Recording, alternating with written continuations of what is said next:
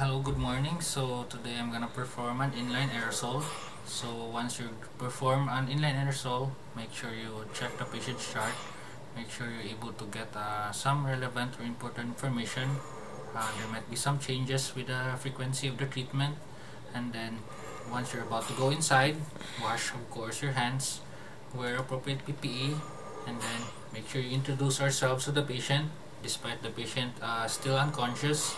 And also make sure we also try to check the ID band just for confirmatory purposes. And then another thing is that once you're about to start the treatment, make sure you check the vital signs, the SpO2, respiratory rate, and also the heart rate. And then take note, we should also try to auscultate, listen to the breath sounds, make sure we're able to hear some abnormalities in their breath sounds.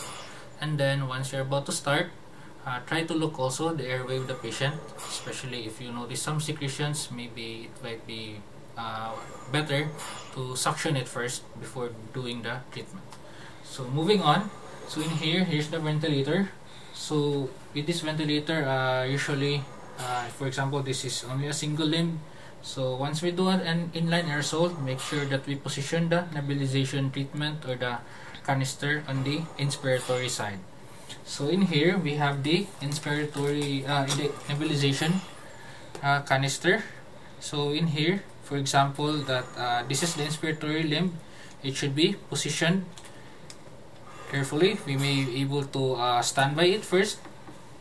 And then another thing to note is that some ventilators also have their built-in nebulization canister already being together with the tubing. So with this, it should be positioned in an upright position when giving treatment like this. You should avoid from having on the sides, on that leg, and that one. So the reason is we make sure that we provide adequate mist production towards the patients. And then another thing to note is in here we have a connection on the side. So this is where we connect the tubing of the nebulization treatment. So for example, if we want to start it up with the nebulization treatment, so we have here up to press something, so we will know that it's color green. And then another thing to note is to make sure that we know that it's already giving mist. We can also hear something in here, kind of a hissing sound. So assuming that we're already done giving the treatment, so make sure we turn it off like that. And then if this already is built in, you can just, some of them might leave it on the tubing depending on the policy, or we can also try to remove it and insert it again.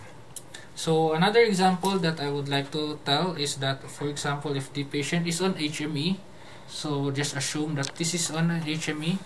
If the doctor would like, or if we would like to give a nebulization or aerosol treatment, make sure we remove the HME in here and replace it with the nebulization adapter. The reason why we remove the HME for a while giving treatment is if we give it together with this HME, it would lead the medication to stick on the HME. So that way it will not benefit the patient. So it will be best recommended to remove the HME first. And then once you're all done, make sure we remove the nebulization and then put back the HME. And then once we're all set and we're all done, we should also take note during treatments, like for example, there might be alarms that would take note, such as increase in peak pressure, so possibly because of the giving treatment. And then try to take note also, it's not just with the values but also with our assessment of the patient. Make sure we listen to the breath sounds. For sure there might be some any adventitious breath sounds. So once you sense it that way, we always make sure we suction it right after nebulization treatment, because it will be much better, especially if these secretions are loosened up. So another thing to take note is, once we're all done, aside from the suctioning, take note of the vital signs. Make sure the SpO2 is improving after nebulization treatment, after suctioning. Make sure to check the heart rate, especially for side effects. And then make sure that the tube is in position. So once we're all set and done, make sure that you also try to inspect the connectors, that if it's all secured. And then when you're about to go outside, remove all those PPE, wash your hands, chart everything what you're trying to do, not just for the suctioning but also with the treatment and also your observations. Explain with the nurse in charge, and much better if the physician is there.